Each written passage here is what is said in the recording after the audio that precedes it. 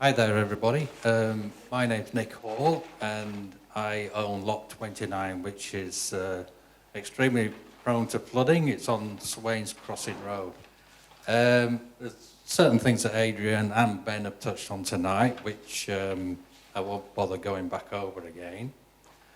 I think at the end of the day, when we all look back at everything that's been going on, if all the 100 ARI land had been put back into public reserve in the beginning, we wouldn't be here tonight.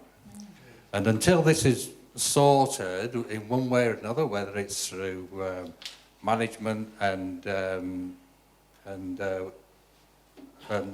design of some sort of like river levees or what have you, it's just going to keep going on and on. Anyway. I purchased a lot in 2003 with the perspective of developing a rural lifestyle, growing vines, fruit trees, native trees that most people want, you know. As the years progressed, we realised this was not going to eventuate as the river has burst its banks to varying degrees every year. And I'm not talking about the floods on the floodplains that we're talking about. Now, near to 300 native trees were planted, and only around 30 of these have survived. These have been out of the 30 that survived have been out of the river floodway, which runs right through the block. Now, on certain river system maps, there's an old river bed which runs right through the centre of my block. Okay? And every time that river comes up, every single year apart from this year, I've had problems with the flows through the block. Okay? Now, the rest of the trees and that, they just get washed out. They just get washed out and drowned. Now, how did the council planners miss this river system through my block, this whole river system? If I can find it, they can find it. Now, this is what really annoys me. Okay, now, in 2014, as the years progressed, and we know 2014, there was flood damage, the river came up and we had probably the first real bad flood. And that ripped out about 50 metres of fencing. Now, that was relatively easy to repair. In 2016, which was the worst we've ever seen so far, we lost 200 metres of fencing on 3 sides of the block, which included Swains Crossing Road. And the water, of course, went right over the road into the neighbouring properties, destroyed all their fencing as well. Now, the flood, just talking about safety, which has already been brought up tonight,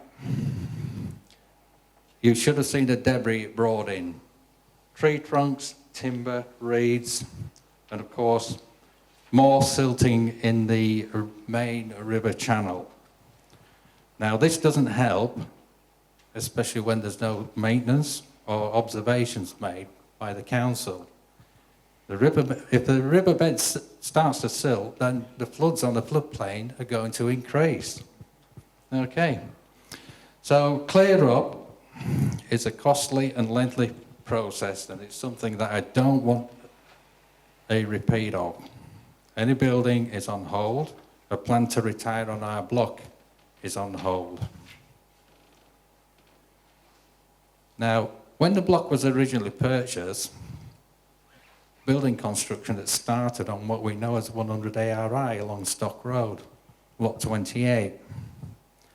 Now, as you all know, we're not allowed to build any construction within a 100 ARI floodplain. That's figure 4, principle 19. So from a 3.7 acre block, we are left with around 1,500 square metres of usable, possibly land usable for building. It's elevated slightly up from the floodplain. Now, as I've said before, if the 100 ARI had been returned to public reserve in the beginning, we wouldn't be here. Now, as we know, this floodplain is extremely unstable. Now, I don't know if a lot of you are actually aware of what can occur in a floodplain. Most of my life, I worked around mining and what have you. Now, I found, and this has been sort of like, obviously not found by the planners again, or the developers, some information on the net, and it's about the impacts of sand mining on the river, on the Inman Valley River, and a lot of reference is to the actual floodplain by Crozier Hill.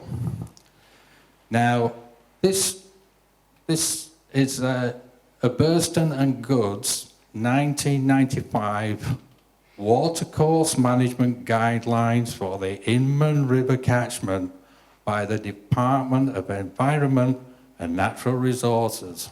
Now, if I can find this, why didn't our planners find it?